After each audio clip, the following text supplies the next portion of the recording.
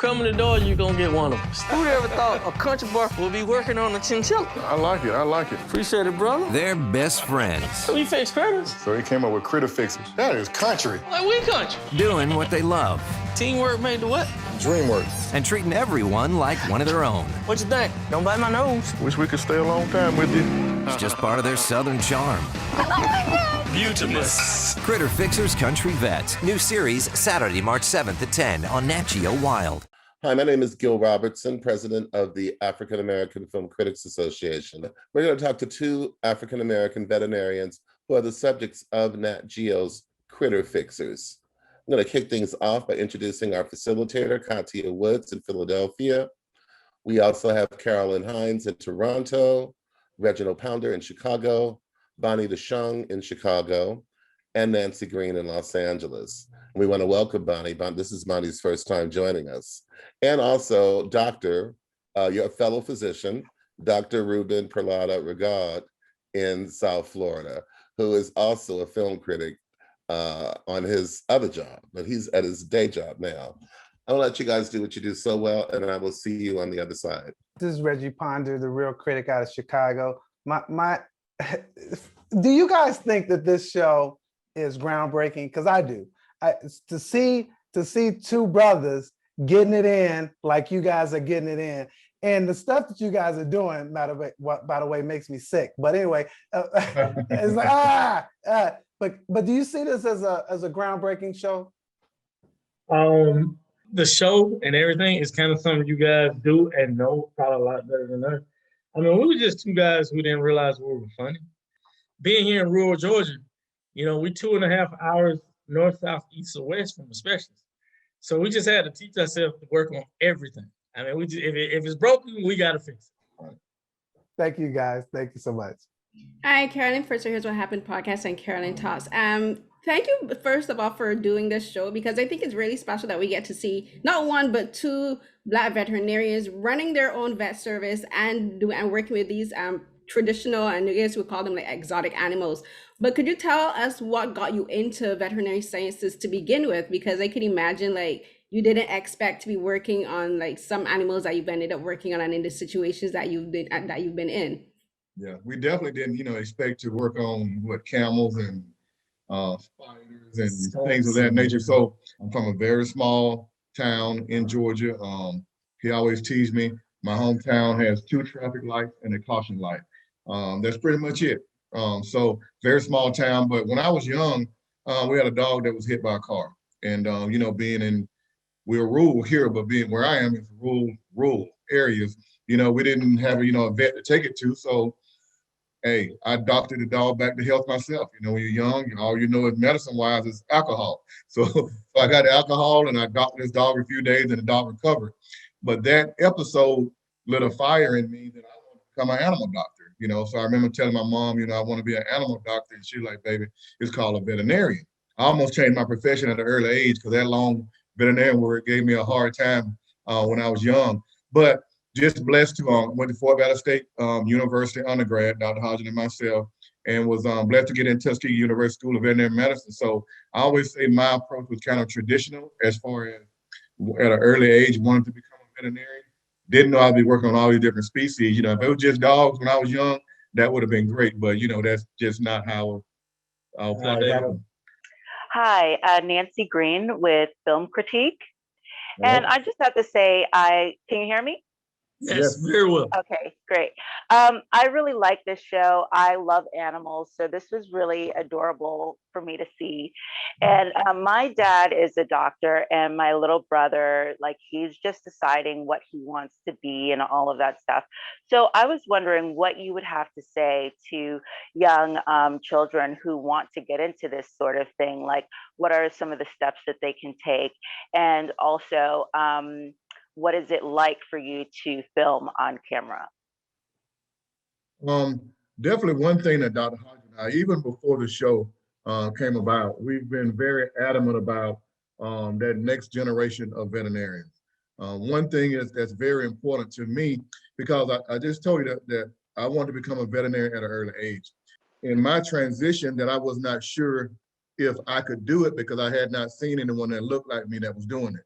So that became very important to me as I became a veterinarian to always be available. So that's the first thing. Dr. Hodges and our doors are always open. And the first thing I would say is, if that's what you want to do, we definitely need encouragement from adults, because the next thing is in the African-American community, because we haven't been or had not been exposed to it very well. A lot of time the youth say, you know, I want to be a veterinarian. They're kind of pushed to being a human doctor rather than a veterinarian, because I think a lot of it is not understood.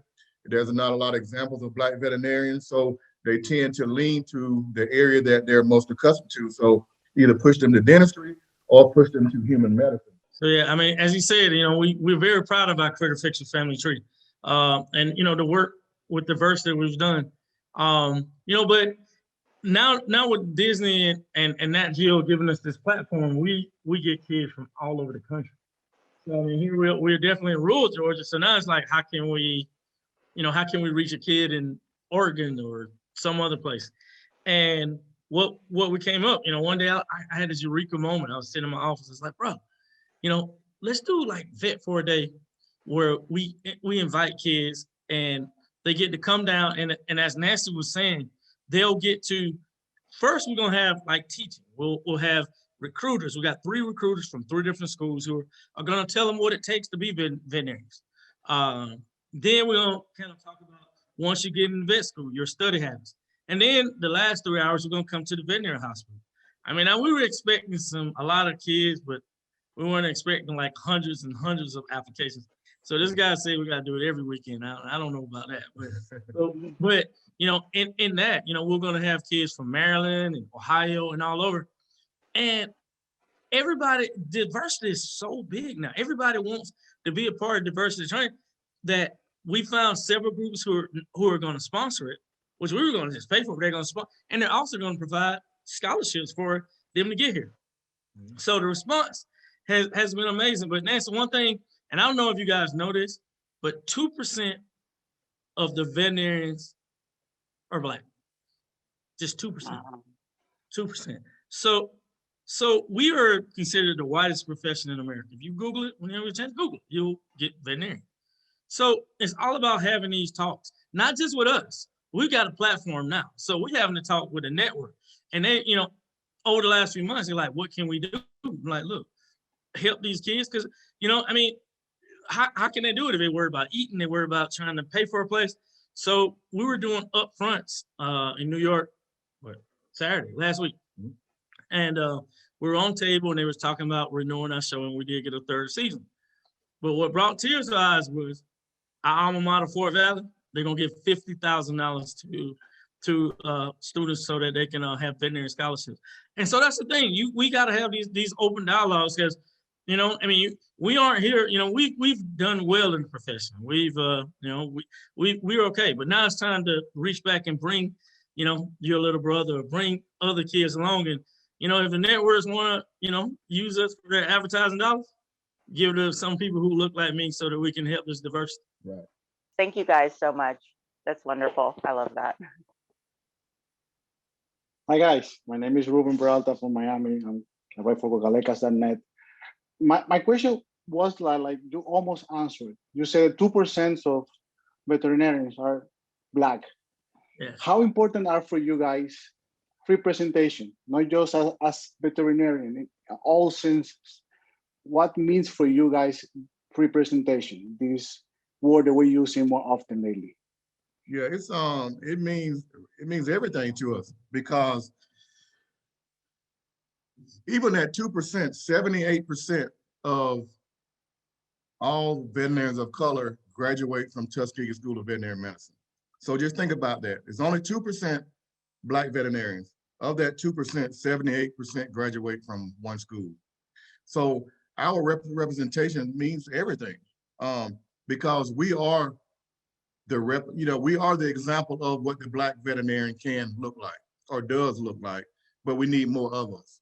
So we're out here basically pounding the concrete to let people know about our profession. Like I said, the beauty of Nat Geo allowed us to have this platform is you have an opportunity to see 2 Black males being professional, in a profession that's not very diverse. So that in itself is a big example. Just this morning, I got to work and I had a message on our machine. It was from you could tell it was an older Black lady, and she was from Louisiana. And she was just so happy and excited just to be able to see, two Blacks on television, being a veterinarian, being something very positive, and how influential it was even for her grandkids. And it was so inspiring that I'm going to call her today just to let her know that I appreciate it. But our reach has grown so far, but we definitely don't take it for granted. We pounded the pavement before we had the show, and now we even push it even harder with it. Man, it just makes a difference. I mean, representation, before anything, and we talk with people all over the world, and I'm telling them, I'm on TV, but I still have to have the talk. And Black folks know what the talk is. He got a big kid who plays football. He's TJ's what, 18 now? 17. Mm-hmm. My son is 16. We have to tell them, we got nice cars. We got to tell them, and we were able to buy them cars, but we have to tell them when they start driving how to get stopped by the police. Mm-hmm. I mean, those are things that, as Black men, regardless of any success you get, whether you're on TV, it don't matter. I still got to make sure that my Black son understands what it means to become a Black man. And so I don't take that for granted. I mean, that's just, so representation is everything, because that's the way I live my life not just on TV. I mean, I gotta go to the store. I gotta go out in the world. I gotta shop. I gotta be able to go to different meetings. Think about it, 2%. So we go to some of the largest veterinary meetings in the country. I mean, some of them, I don't know, 30,000 people maybe down in Florida. Mm-hmm. So you in a room, or you go to a huge hotel, and you got all this conference room. First of all, if you see somebody Black, they probably went to Tuskegee because it's 78%. So you can have that dialogue with a wink or the pound or whatever. But at the end of the day, when you go to different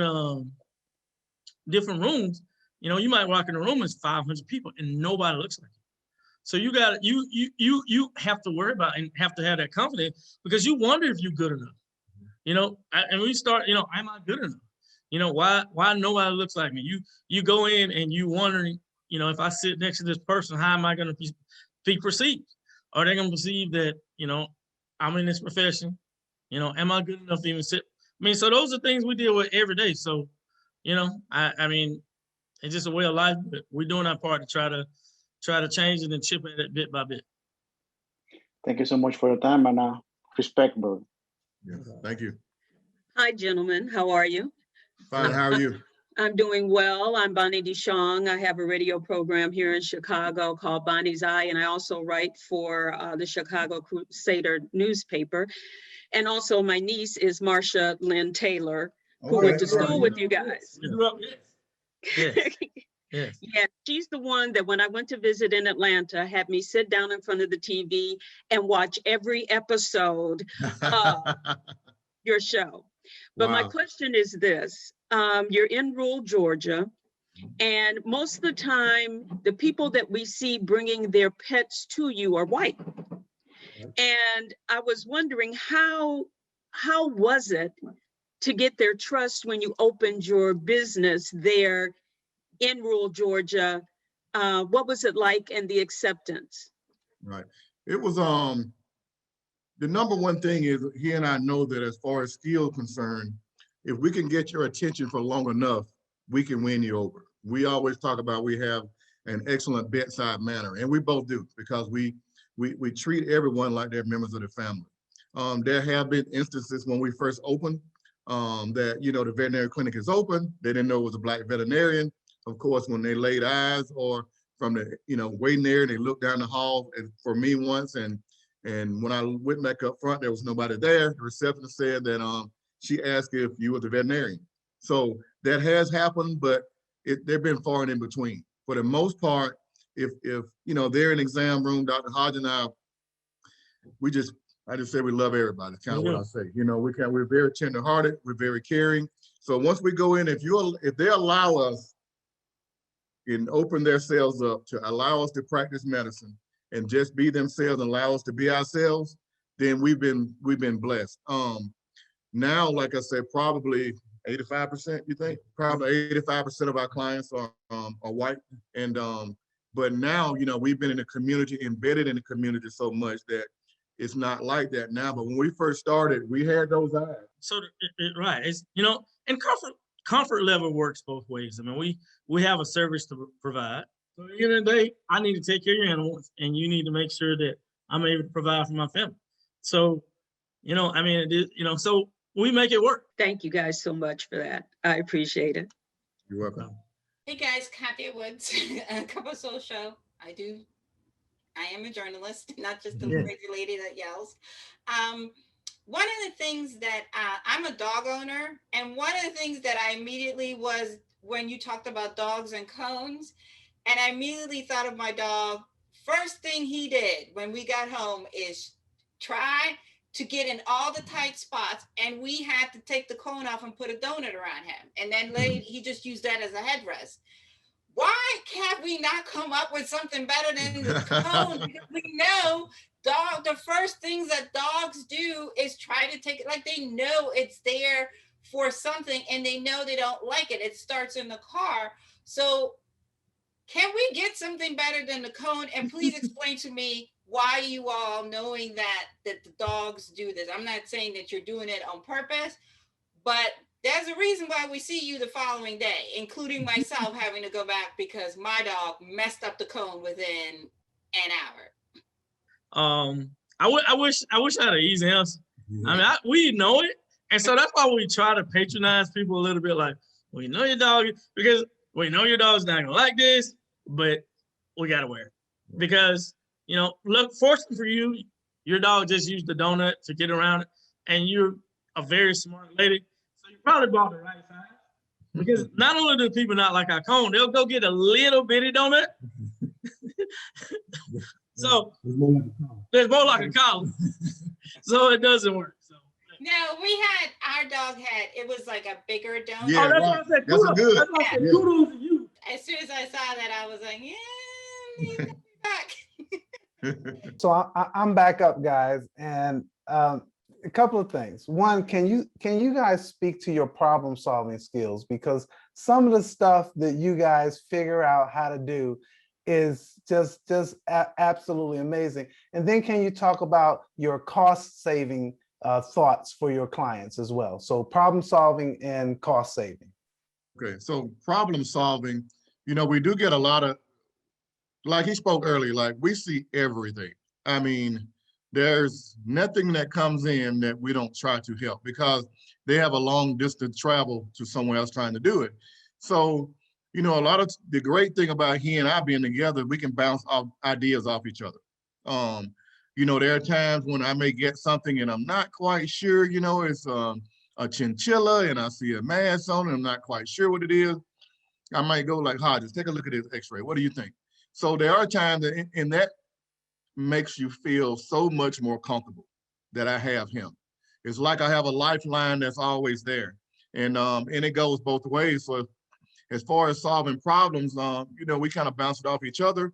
And a lot of things that we've seen now because we've done it for so long, there's still times we have to go to the books. You know, you may see something that we only see once a year, and it may not be so common, and it may not be anything that's right on your mind. So we may have to be, you know, like, hold on 1 second, I'll be right back. You may have to go and kind of thumb through the book to try to figure out what's going on. So that, you know, our problem solving, we have each other. That's the most important thing. And sometimes you have to go back to the book to try to figure out when it's something that you don't see as often. And I'm sure Ruben definitely can understand this. The gift and the curse between veterinary medicine and human medicine is we don't have human can talk, like animals can tell you anything. That was my next question, because I understand like a guy can tell you, okay, I have stomach pain, but like an animal won't tell you anything. Exactly. That's the cool thing about you guys. We're looking, I mean, seriously. So Ms. Woods, when you bring your dog or take your dog to the vet and he's talking to you, he's looking at you. He's looking at the demeanor of the dog. You know, I can look at the dog the way he's turned his head if he's gonna bite me. When I'm watching a horse walk, I'm talking to the farmer or the owner, but if I know that if he puts his hoof down and his head goes up, that's the bad one. we're just kind of watching these different things. And also a little different from human medicine, Reggie, is, I guess it's a gift and a curse. We don't have to worry about insurance. That's one good thing, right? So typically the credit card is our friend. So typically we can make it work with the credit card. And so those are some, and you can kind of play with that a little bit, because we don't have to pay somebody to get our money, So I grew up in a house where we always had pets. We had birds, fish, dogs, lots of dogs. But one of the hardest things about being a pet owner is the fact that, they don't live as long as we do, especially with certain breeds of dogs. And I'm sure as veterinarians, like you said, you grow close to your clients and their pets as family. So can you tell me a little bit about dealing with the emotional aspect of being a veterinarian, because we don't think about it often, but you guys do have to comfort the client, yes, but also have to deal with the pets and also your staff. All right, so I could give you a real life scenario of when we're dealing with life and death. Just yesterday I got this frantic call from one of my receptionists. She was like, "Doc, Miss call, and you need to call her. She's very mad. She's angry. Polo passed away about two weeks ago. You never called. You never, said anything." But I didn't even know Polo was sick. Polo was 14 years old, and apparently he died at home. And I tell you, that stuck with me. So I had I had the camera crew calling me on my way. I was like, "Look, I need to pull over and talk to her." So I called. She's like, "Doc, Polo passed away, and I've been with you for 14 years, and you didn't call. It really hurt my feelings, and I've been just in a depression." And I frantically apologized and said, I didn't know. Which I didn't. There was just no way for me to know. But I understand, that's our baby. That's a part of her family. And that's the one thing we deal with, unfortunately, every day. The life and death and the human-animal bond. And, we talk about how, oftentimes the pets are all these people have. It's so many scenarios I've had where, we were talking about finances earlier, where I've had older people who say, "Well, Doc, I get my Social Security check on this day, or I won't pay my rent." And I'm fortunate that we're in the situations now that we can say, "Don't worry about it. Let's just get your animal fixed." But, that's a sad part, and that's the human part, because at the end of the day, we're veterinarians, but we also have a heart. My question is for Dr. Hodge. You have a cool story with Kobe Bryant, and I want to know what when you met him, what does it mean? What it meant to you, and what do you think about his influence in the Black community? Because you are a doctor, he's a basketball player. How he impacted you, because you were speechless when you met him. I was speechless when I met Kobe. Here's not only just an amazing basketball player, but an amazing human. And I can say this, and I was telling people, I wanted to talk about basketball and everything. And honestly, all he wanted to talk about was his daughter's jump shot. It was that's what he wanted to talk about with his, his impact, and also his impact in the community. He just was a strong-willed person who, and it's not, and honestly, when people talk about Kobe, it's not a cliche. He just goes at it and goes at it and goes at it and goes at it and goes at it to want to be the best. We're fortunate that, we feel like we're definitely should be mentioned in the best, and we definitely, but I don't know about our work ethic. We work hard, but some of it is because it's thrown upon us. If a sugar glider, sugar gliders, if you Google them, it's this thing with got big eyes. It look like a squirrel to me, but I'd never seen a sugar glider 5 years ago. Have you? No. We've never even seen it. But now it's becoming such a popular pet, we got to learn how to fix it. So, literally, we have life and death situations in our hand, and sometimes, we're YouTubing it, kind of almost like, okay, how did this doctor do it? But that's a testament to our skills, just like Kobe. He had the skills, he had the mindset, but how is he going to be great? And how is he going to achieve greatness? How is he going to, make the people around him better to be great? And that's something that Dr. Ferguson and I work hard, you know. I mean, but that was an amazing thing to me with Cope. Absolutely amazing.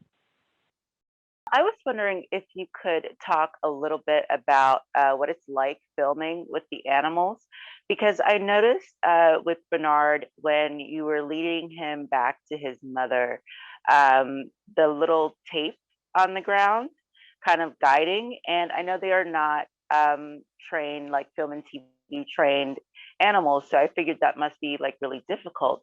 And I was just curious as to how that works and how you get like everything wrangled and stuff like that.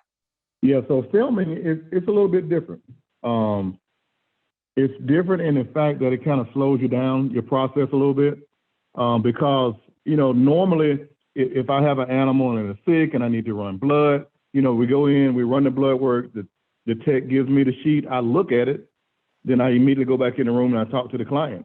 But that doesn't play well on television. So it has to be like, here, Dr. Ferguson, here is JoJo's blood work. Then I have to look at JoJo's blood work and say, kidneys levels look a little bit elevated. I think glucose is okay. So you have to interpret all these things.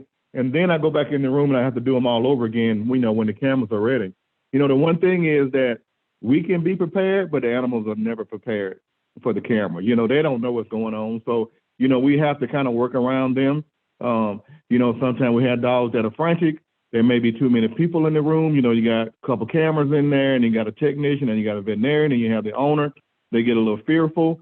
So it can get a little tough at times, but we've done it now. We're going into the third season of filming. So it's almost like they're not there now. We've become accustomed to it, and our employees as well. But the animals, yeah, they're a little bit different story. You know, you don't know how they're going to respond to those cameras, and you got this big thing on this guy's shoulder, and they don't know what it is, and they're kind of looking, and you know, they may have fear aggression. So you never know until we get in that situation. But for the most part, it's been pretty well. You know, we haven't had too many instances where we had to do it. It's easy for him to say, I don't know if you guys seen the episode, and I don't know which one you've seen. And I hadn't seen the episodes yet, but there is an episode where there is a horse sitting on my back. And somebody looking at me for asking me, am I okay? You know, but that had nothing to do with filming. You know, that's just being a veterinarian, man, but I had your back. How are you okay with a horse on your back? I was going to be sure if you went down, I was going to make sure I could call somebody to take care of you. So I had your back. Don't worry about it. Fair enough. Watching the show, one of the things that I really like is that you are so involved, even when you're talking about the animals and you're saying, you know, we're going to help this baby, come on, baby, we're going to deal with this baby. But what I want to know is with your personalities, Dr. Ferguson, you like real cool and collected. Do they always give you, Dr. Hodges, all the ones that, I don't know if this baby going to die. I don't know if what's going to happen. I don't know if I can save this one. Do they give that to you purposely? Hey, it's funny you say that, then I let him respond. So he always say I'm the stoic one, right? So I'm the kind of, you know, more laid back, kind of stoic guy. And, you know, he's a little bit more upbeat guy, you know. I think I just kind of internalize a lot of those things. And I'm saying, you know, in my mind, I'm saying, I hope this baby make it. I know how serious it is, but I'm trying not to, you know, be frantic. So, you know, the clients are not as frantic. I'm trying to calm them down, you know. But, yeah, my buddy, you know, he goes all out. Hey, I'm like, hey, the house on fire, it's on fire. I'm like, fire! It's a fire here, you know? So, you know, I mean, and honestly, we talk about this a lot. Like, when we're together, you know, after 30 years, and without an argument, I must say, never one single argument in 30 years. Typically, we can read each other's eyes. Now, I'm giving you, you know, assignment. Next time you look at it, see if you can read our body language and eyes. Because sometimes we're making contact and talking and reassuring each other, and nobody knows it. Right. I mean, nobody knows it. You know, I mean, when I'm looking at him, or a quick glance, or I'm doing this, or sometimes I might even almost you say something with my mouth, and voice may not come out, but he reads my lips, and he knows to be there. And you know, I mean, we just have developed this amazing bond that you know, sometimes we talking and y'all just don't know we're talking. Well, yeah, I caught that, especially when you were trying to figure out if the goat was pregnant or not. But we won't even go there on how you cheated on that one. one thing I notice with every pet, and Lord knows we've been a little bit like a farm animal here with our daughter in our house, from hamster to guinea pigs to now to the dog. Animals have distinct personalities, and with our dog, when we pull up to the vet, it's not a good time for him. You know what I mean? And when it's time, like when he knows it's done, he is like out, he's ready to be out the door. So usually one of us has to get him and the other one pays. Talk a little bit about that. How can you gain that confidence? Because we bribe my dog with treats, and my dog is like, it's all how it starts. You say how cute I am, and next thing you know, you poking me in the ear, you poking me in the behind, and I'm over all y'all. Like he is, and he's very calm, but he just hears the voice of the vet, and both of you are really nice and calm. So how do you build that rapport when the animal is like, no, there's always something funny going on when I come here? Oh yeah, most animals, they all have, just like you said, have their own personalities. One thing that we like to tell clients is, if we catch them when they're puppies, is to just bring them in sometimes. Bring them in, just let us, love on them, weigh them, go back out the door. Because they'll definitely associate those times that you come in with something either they like or something they don't like. And definitely, the first time they come in and we're sticking them with 5 different injections, and we're taking a stool sample from the back end, and then we're shoving a thermometer in the back end, I wouldn't want to go back there. You know what I mean? So we try, even if they come in later after they have, instances like that we show them love. We give them love. We may get down on the floor to get to their level, to assure them that we're not a threat. We're not threatening. And a lot of times I really have to do it because I forget sometimes. They're walking a dog and I'm standing up and I'm like 6'2", and I'm like, hey, how you doing? The dog is standing back and they be like that. My employee like, Dr. Ferguson, you're looking like a tree to the dog. So I have to kind of get on my knees, get a little bit lower so that they don't feel threatened. But those things are important. When they're young, you have to associate good times with them so that they don't always think, man, I go this place right here, it's going to be some bad stuff going. And it's funny, they even know, like, if they come in, they have to get vaccines, and when you put them back on the floor, they know to go to the door. They know exactly what door to go out. Everything is over, I'm out of here. So, you can know they associate those things. So you want to do things to try to nice things, bring them in, walk them in, put them on the scale, walk them around the clinic, head back out the door when they're young, so that they don't think every time they're coming, they're getting ready to get that vaccine and that shot and that little thermometer in the wrong place there. Gentlemen, we also would like you, because it's really important, and I think, as we are talking about representation and that funny word diversity, again, reiterate why it is important that we do a better job, the community, not just you two, because it starts like with school and bringing in as young as, I would say, middle school, to show that, hey, there are Black veterinarians, that these are the schools that you can go to. Here's some different paths that you can take so that we can increase. 2% is sad, especially in 2021 with the internet and everything. So talk a little bit about some ways that teachers and schools can learn to partner to help bring the word out that you two are out there, that there are other Black doctors, and you don't have to be a human doctor if your heart is really in being a veterinarian. Yeah, and one thing for teachers, they really have to be proactive and look for these things. Look for, when I say these things, I mean like veterinarians of color, because we are out here now. And I know in our area, the schools do a very good job of having, when they have career days, of having us come out, before COVID. Even now, we do a lot of Zoom calls so they can physically see us and what we do, and we talk about our profession. So we hope to partner with more schools. But he and I are trying to put together kind of we call it like a national campaign that we're doing to try to show other schools, show other veterinarians how to get out there and get the word out there, because everybody want to do something, but some people need to know what things they need to do in order to do it. But it's important because one is exposure. Earlier I talked about just in the Black household not being very experienced and knowing a lot about the field of veterinary medicine, so we tend to push them away from it, even the kids that want to be.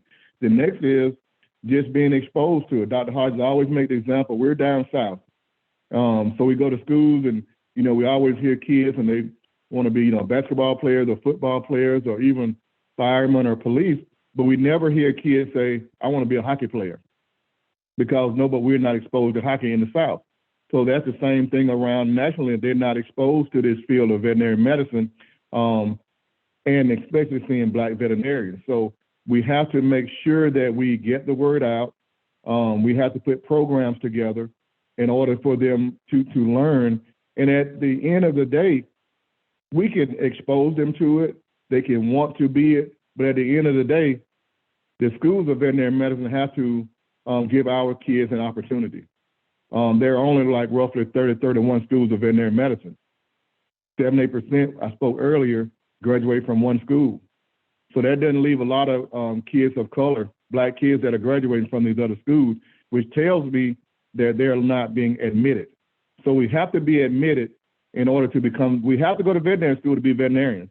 So if they don't allow our kids in or us in, we can't become veterinarians. So that's the next place that we have to hit real hard is to allow us to be admitted.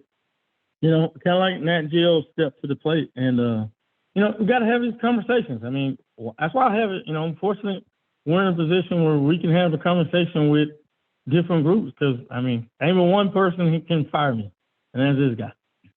Nobody else can fire me. That's why, yeah. But that's why we got to have conversations and have the hard talks. We were on a podcast and we met with a gentleman who I really believe like his heart is really into it. He's a white gentleman who's very successful in the veterinary medicine community. He said that he put together a little over $1 million in scholarships, and I do believe him. But he said he couldn't find anybody to give the money to. And I was like, what? And he said this. I was like, okay. So we partner with him, and we're gonna help spend his money. Yeah. He ain't got to work. We'll find some students. But those are the things in the conversations. Maybe we take it for granted. Maybe we just got to have these talks. Because I was blown away. We talked out. It was like, bro, he couldn't find nobody to get that money to. And he's like, so we just got to have these talks and put it out here and do what's best for our kids. Absolutely, and give them the website for your practice too, because trust me, I know that you all don't take insurance, that it goes right through the card. So let them know that you're out there if they're in the Georgia area, so they can come support you, not just on TV. Right. Yeah. So we're in Middle Georgia, and of course our website is critterfixervet.com, and it's critterfixervet.com. And as far as reaching Dr. Hodges and myself, I know Instagram. We just as far as social media concerned, it's Dr. Ferguson. What is it, man? Look, I'm trying to figure out what it is. How do I reach myself? Dr. Ferguson _ Critter Fixer Vet. There we go. And Dr. Hodges _ Critter Fixer Vet. And if you want to kind of get in touch with us about our different programs, you can talk to our hospital administrator, Corliss, and you can reach her at corliss@gmail.com. Before you guys go, I have a question.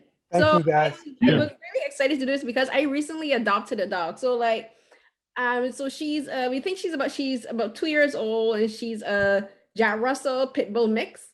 And recently she started excuse my language, peoples, but pooing soft stools. I'm wondering if I was giving her the rawhide sticks, because she likes to chew on stuff, bad for her stomach. I was wondering if that was bad for her stomach. It is bad for her stomach. The number one thing I see problems with is treats. We talked about the cone of shame. If I could make a trade-off and make people stay out of that treat line, think about it. It's when we were growing up, maybe there was a little section of treats. Next time you guys go to a grocery store or a Walmart, it's all treats. It's aisles and aisles and aisles and aisles and aisles of treats. You can get everything from water buffalo to rabbit to all this, rawhide. Treats are not your friend. Treats are not your friend. Okay, I was wondering because I've only given her a few of those, but I noticed the day after I've given her one, her stool either off or she be eating she grazes grass like she's a cow. So I figured that was her trying to move it out her system. So like my sister and I decided we're not going to give her those anymore. So I've been giving her like apple and stuff to eat instead. So one quick question, right? So you have those rawhides, right? Have you ever tried to cut them with a knife? No. You try it. So it'll be like you eating your shoelace. Okay. All right. All right. Thank you. Because I figured that was what I wanted to make sure. So thank you. So no more ride. Yeah. And let me ask you a question. So optically, I know you mentioned earlier that you standing up to the dog looked like a tree. And I remember being on a safari and them saying that the Jeep we were in, they looked at it as if it was an animal. Right. And that's why you have to be so still. So their optics, you know, that's why the way they process it is very different. It's very different. That's why, well, I mean, I did some research in Alaska when I was in undergrad, and they told us if we ever encounter a bear, you know, you want to make yourself look larger, hold your hands over your head. You want to appear to be larger because then you may not, you may be more of a threat to the other animals because they look at things by size. You know, when you have puppies, let's say you had a litter of puppies and you see them, they like to tussle, they're growling at each other. What they're doing is trying to develop a pecking order. Who's going to be the alpha? So those things are things that are in nature. And even though our animals are domesticated, they still follow those things as well. Interesting. Mm-hmm. Wow. I actually. Go ahead, Nancy. Go ahead. No, I actually have a quick question. I had a cat that passed away a couple of years ago. He was 13, but he started to kind of like deteriorate. He's like, his personality was the same, like very, very upbeat, very playful, but he was not able to walk and he was losing a lot of weight. When I took him to the vet, they said that something was eating his sugar, but they didn't know what it was. And it was too expensive to get it taken care of, and he ended up passing away. But I thought that it was parasites, and they told me to feed him sugar because something was eating his sugar. But when I did that, I noticed he seemed to get worse. And when I like kind of kept him away from sugar, it seemed to get better. So I was wondering if you've had anything like that before, or you know, like maybe what that might have been. It's hard to tell really, you know, without examining, but what I can say is usually with parasites, it's so easy to diagnose that they probably would have found that, because a lot of times just doing a stool sample or doing a blood sample, you can kind of pick up those parasites. Now, when you're saying that, it made me sound like maybe he had diabetes or something of that nature, and maybe couldn't get it stabilized. It's a little hard to tell without looking, you know, but when you get to that age, normally, not necessarily your baby, but you start thinking of things like cancer. There are different types of cancer that these babies can get, whether it's something on the organ or something on the skin or something internally, lungs. We will really at that point have to, you know, really examine and kind of see what other clinical signs it had. But, you know, when they're older, they can develop those things. And there are a lot of other endocrine disease they can get too, you know, that can cause some of those same symptoms as well. Okay. I'll jump in and ask a quick question. Is that everybody you deal with, they don't see their animals as pets. Most of them do not see them as pets. Is that correct? My baby. Most see them as family members. Yeah, most of it's going to be family members. You know, and we've seen it change over the years. I mean, you know, we're now both 22 and 21 years doing this, and we've seen a change and a shift.